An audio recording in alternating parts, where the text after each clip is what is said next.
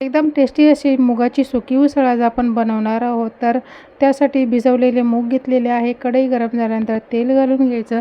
तेल नेहमीपेक्षा थोडंसं जास्त घातलेलं आहे. तेल गरम झालं की त्यामध्ये जिरा घालून घ्यायचा. जिरा तडतडल्यानंतर लसूण घालायचा. लसूण थोडं परतल्यानंतर कांदा घालून घ्यायचा आणि कांदा गुलाबी रंगाचा झाल्यावर यामध्ये टोमॅटो घालून घ्यायचा आणि मिक्स करून घ्यायचं. मिक्स करून झालं की त्यामध्ये आपल्याला मसाले घालून घ्यायचं. मसाल्यामध्ये लाल तिखट, गरम मसाला, धना पावडर, हळद आणि मीठ घालून मिक्स करून घ्यायचं. मिक्स केल्यानंतर यावर झाकण ठेवायचं आणि अर्ध्या मिनिटासाठी हे मसाले चांगले परतून घ्यायचे.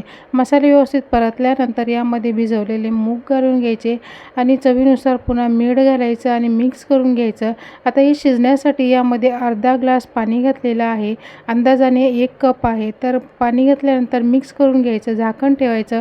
3 ते 4 मिनिटांनी एकदम टेस्टी अशी मुगाची सुकी उसळ तयार आहे.